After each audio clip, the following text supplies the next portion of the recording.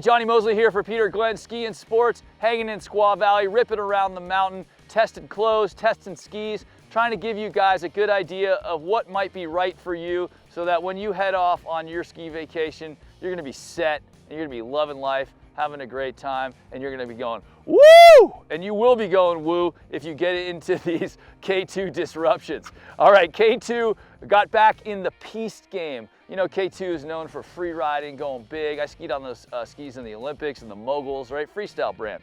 But they do have a racing heritage. Remember the Mayer brothers? That was awesome. So they came back, they started making piste skis for the groomers, and this is some of their finest work. This is the K2 Disruption 82 Ti, okay? So when you see the fluorescent green, it's the 82 Ti. 82 is how wide it is right under your foot, okay?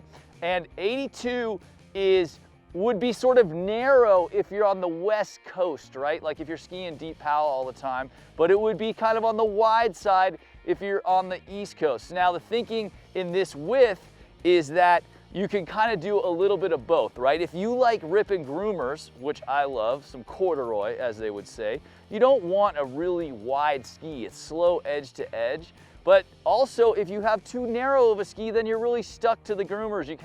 It's gonna be weird if you get off piste and get onto a little bit of spring snow or a little bit of crud. So the idea here is 82 is a nice width that's gonna allow you to rip turns on the groomer, but also go well off piste when you find yourself out there. Okay, I tested it in a 170 length, okay? So a little short that I would normally do, but I loved it. I did it on purpose, and I was able to absolutely rip slalom turns on here.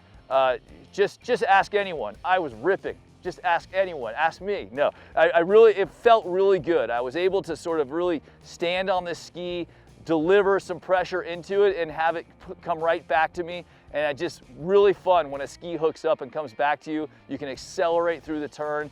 And part of that is because they use what's called a power wall. So they run a little bit of a thicker sidewall through the ski, especially at the tip and the tail, to give it a little bit of firmness so that it actually comes back and feeds back to you. You don't want the ski, when you're really pressuring it, to give way. And that's what a kind of thicker power wall technology will do. The other thing they do is what they call dark matter damping, DMD, all right? And this is a polymer they actually run through the ski on the edge. And that way, when you're on edge and you're in hard snow, it kind of takes some of the vibration out of there, right? So you're on ice, you're over on your edge, and it's sort of try to keep the snow on the ground by infusing a polymer.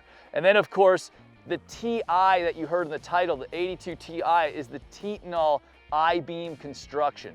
All right, so Titanol is a very strong, thin piece of metal, which when you put metal in the ski, that's how you get it to sort of lay down and not be chattery. That's the technology you'll see in all race skis, downhill skis.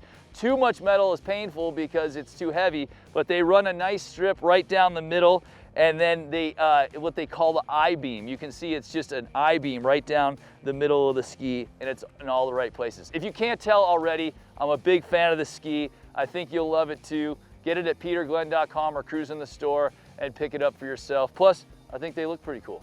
All right, Johnny Mosley here for Peter Glenn Ski and Sports, testing all the gear so you don't have to. Get the goods before you go.